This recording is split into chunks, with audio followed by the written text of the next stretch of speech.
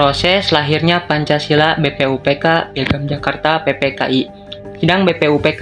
Sidang BPUPK dilaksanakan pada tanggal 29 Mei 1 Juni 1945 sidang pertama dan 10 sampai dengan 17 Juli 1945 sidang kedua.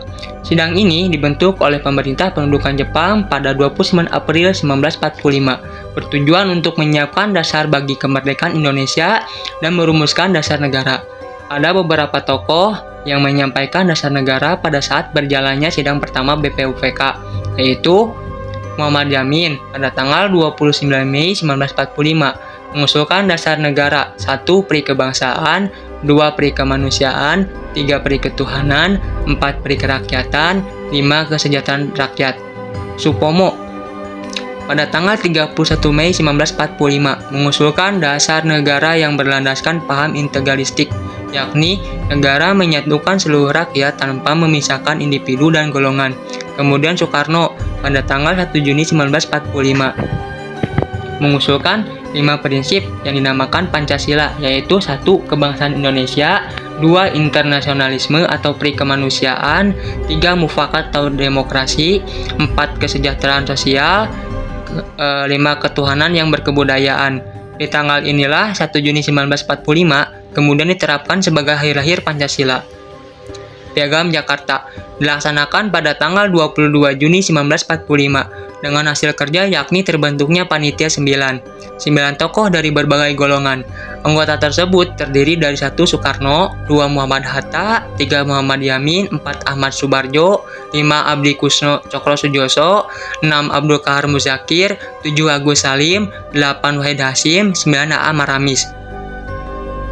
Isi pokok Piagam Jakarta adalah menjadi rumusan awal Pancasila yang dimuat dalam pembukaan Undang-Undang 1945 versi awal, yaitu ketuhanan dengan kewajiban menjalankan syariat Islam bagi pemeluk-pemeluknya, kemanusiaan yang adil dan beradab, persatuan Indonesia, kerakyatan yang dipimpin oleh hikmat kebijaksanaan dalam pemusyawaratan atau perwakilan, keadilan sosial bagi seluruh rakyat Indonesia.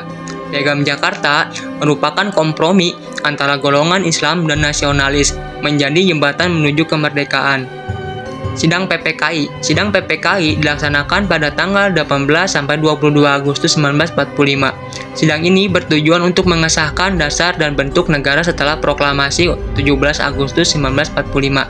Di tahap terakhir ini, yakni sidang PPKI, memutuskan bahwa 1. 18 Agustus 1945 mengesahkan Undang-Undang 1945 dengan pembukaan yang mengandung Pancasila, memilih Soekarno sebagai presiden dan Muhammad Hatta sebagai wakil presiden, mengubah sila pertama Piagam Jakarta menjadi ketuhanan yang Maha Esa sebagai hasil kesepakatan demi persatuan bangsa. Peristiwa dan lahirnya Pancasila.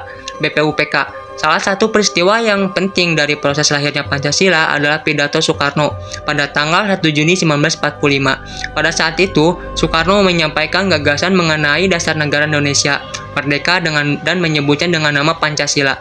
Ia menjelaskan 5 dasar, yaitu 1. Kebangsaan Indonesia, 2. Internasionalisme atau peri kemanusiaan, 3. Mufakat atau demokrasi, 4. Kesejahteraan sosial, dan 5. Ketuhanan yang berkebudayaan. Pidato ini menjadi tonggak awal lahirnya konsep Pancasila sebagai dasar negara Indonesia, karena pada tanggal 1 Juni diperingati sebagai hari lahir Pancasila. Piagam Jakarta.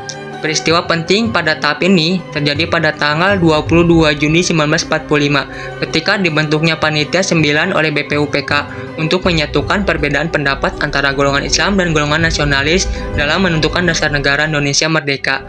Isi penting dari Piagam Jakarta adalah rumusan awal pembukaan Undang-Undang 1945 yang memuat 5 sila dasar negara. Dengan sila pertama berbunyi ketuhanan dengan kewajiban menjalankan syariat Islam bagi pemeluk-pemeluknya.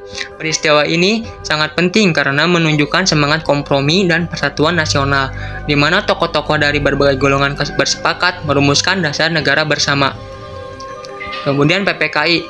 Peristiwa penting pada tahap ini terjadi pada tanggal 18 Agustus 1945, sehari setelah proklamasi kemerdekaan Indonesia. Pada sidang pertamanya, PPKI mengambil 3 keputusan yang besar yang menentukan arah dari berdirinya negara Indonesia, yaitu 1.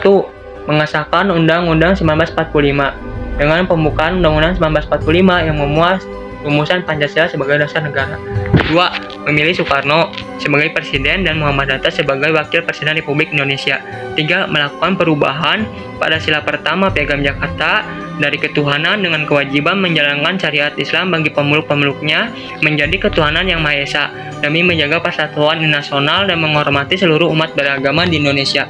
Perubahan ini merupakan hasil kesepakatan bersama antara para tokoh Islam dan nasionalis agar Pancasila dapat diterima oleh seluruh rakyat Indonesia tanpa perpecahan.